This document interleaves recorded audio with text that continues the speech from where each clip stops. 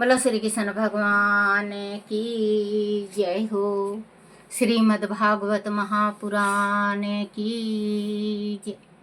श्रीमद् भागवत महापुराण में 19वां अध्याय सरकंडों की अग्नि से गौओं और ग्वाल बालों की रक्षा।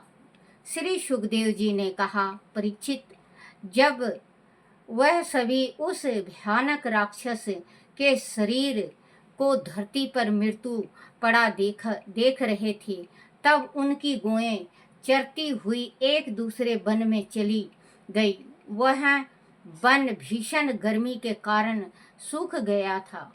पानी की तलाश में वह आगे बढ़ती रही। चलते चलते वह सरकंडों के एक वन में पहुंच गई। उधर जब ग्वालों ने गौओं को नहीं देखा तो वह भी उन्हें खोजने उनके खुरों के चिन्हों को देखते हुए उनकी ओर बढ़ने लगे।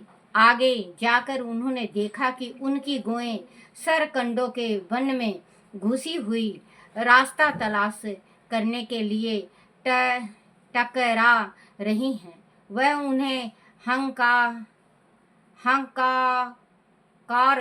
वापस लाने की चेष्टा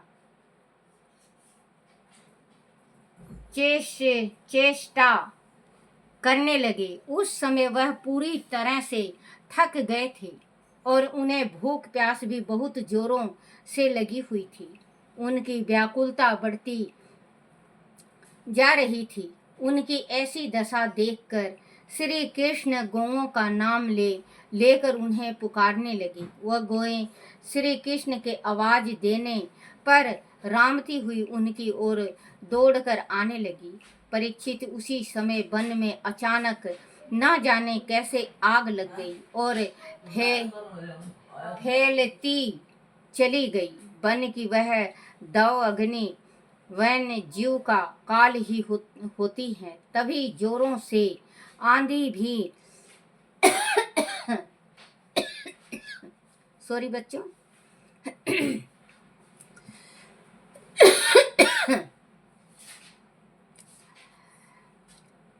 परीक्षित, उसी समय वन में अचानक ना जाने कैसे आग लग गई और फैलती चली गई।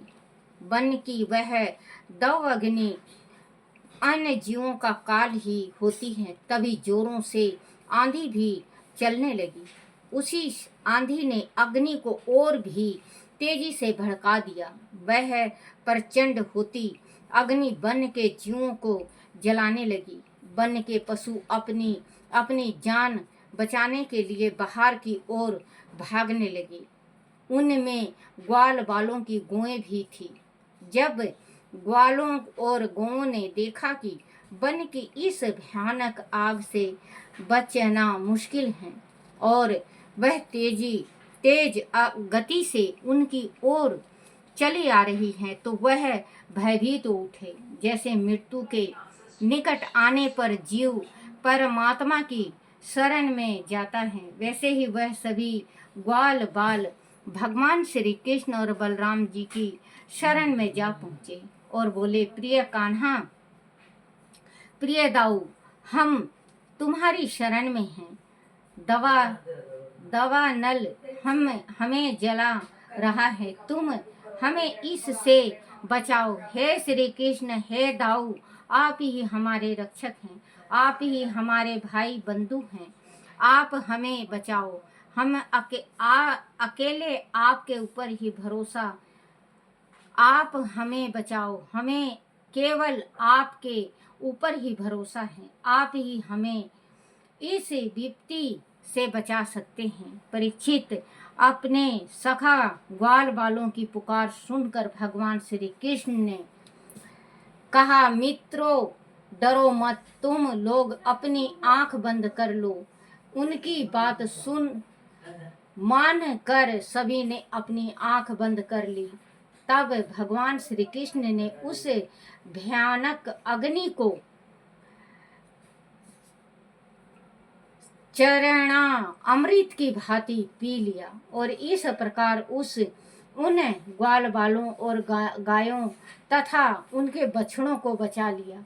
जब उन्होंने अपनी आँख खोली तो उन्होंने अपने आप को भंडेवीट भंडेर वट के पास खड़े पाया।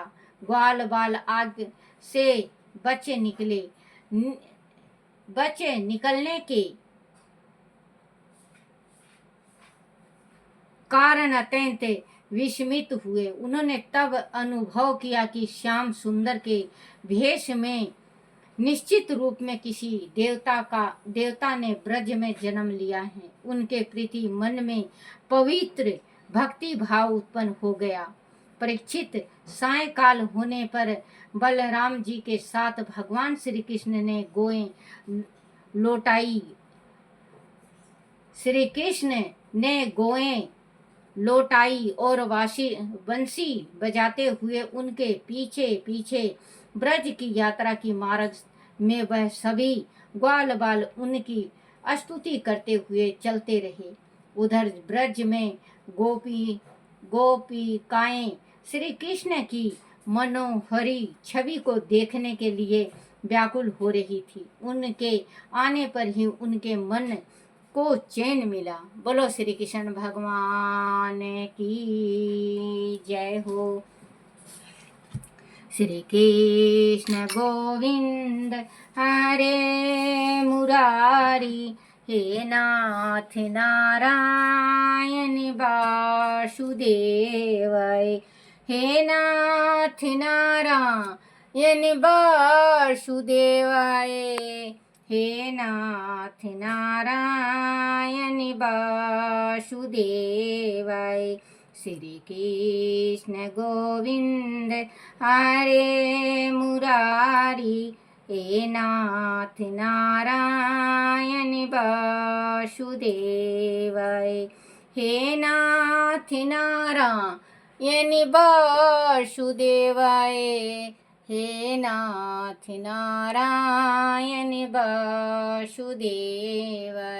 श्री कृष्ण गोविंद हरे मुरारी, हे नाथ नारायण वासुदेव।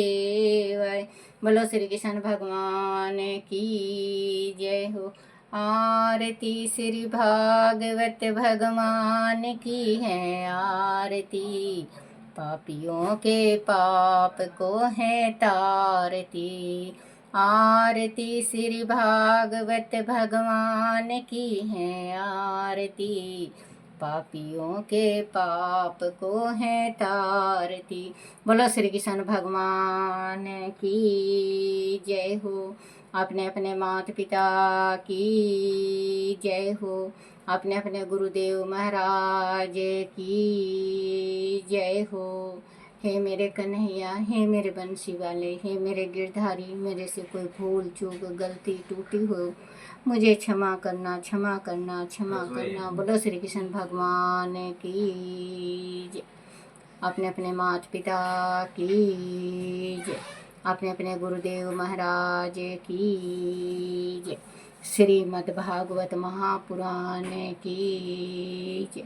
छोटे से लड्डू गोपाल की जय।